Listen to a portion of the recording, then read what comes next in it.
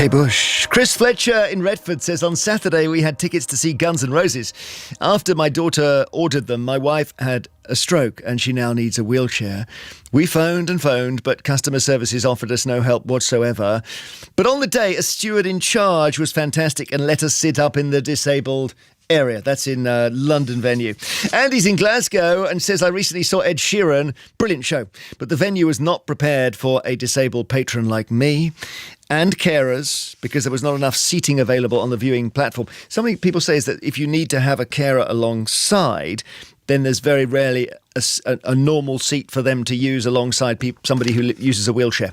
Hannah in Surrey says, I went to the Isle of Wight festival last year and this year. It is fantastic for a disabled person. It's so well thought through, even the toilets. The only problem we had was from people who didn't like the chair being anywhere near the front. Apart from that, it was utterly fantastic. Good, some good stories there as well. Coming up, a new way of treating depression, possibly. Radio 2, smart speaker, sounds app and 88 to 91 FM. BBC News at 1 o'clock. This is Justine Green. 2 people have been taken to hospital after a major explosion in Bedford. There are reports of people jumping to safety. Sir Keir Starmer will dismiss calls for the UK to rejoin the EU in a speech setting out how a Labour government would make Brexit work. And Joseph Coelho has been named the 12th Children's Laureate at a ceremony in London. Fire crews in Bedford say a block of 20 flats has been engulfed by flames after a major explosion. 2 people have been taken to hospital, 1 with serious injuries. A large part of the building's roof on Redwood Grove has also collapsed. The emergency services are urging people to avoid the area and keep doors and windows closed. This man, Adrian, lives there. I got me and my partner out of the building, started knocking on people's door, get everybody out. And then when I was outside of the building, I saw the walls being torn apart of the building and all of the windows out and the smoke and flames pretty much instantly.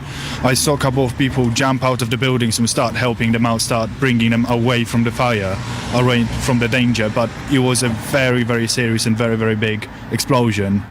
The Labour leader Sir Keir Starmer will use a speech this evening to explain how he believes he could make Brexit work better for the UK.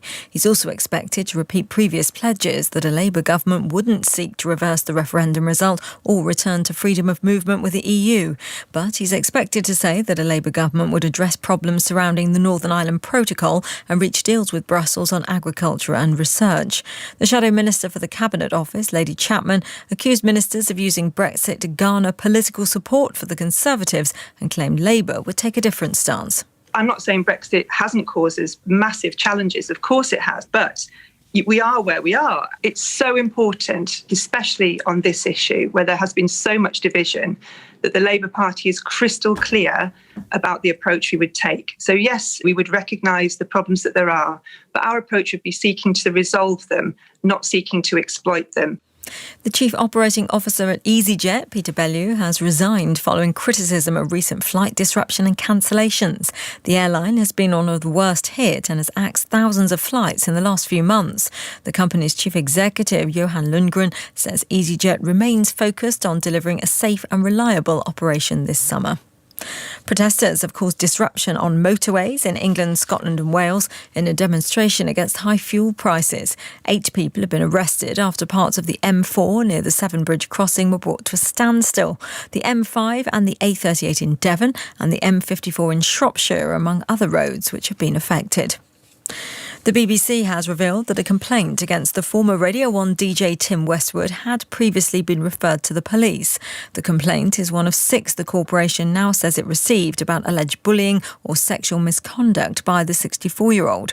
Our correspondent Chichi Azundu has more details. Back in April, as part of a joint investigation with The Guardian, the BBC broadcast the stories of 7 women alleging unexpected and unwanted sexual touching and sexual misconduct by the former BBC Radio 1 DJ Tim Westwood, accusations he strenuously denied. As part of that investigation, BBC News had asked the BBC whether it had any complaints about his behaviour during his nearly 20-year career at Radio 1 and 1Extra. The Director General, Tim Davies, ITV said the corporation had checked its records and had seen no evidence. But the BBC has now confirmed it has 6 complaints, one of which was referred to the police.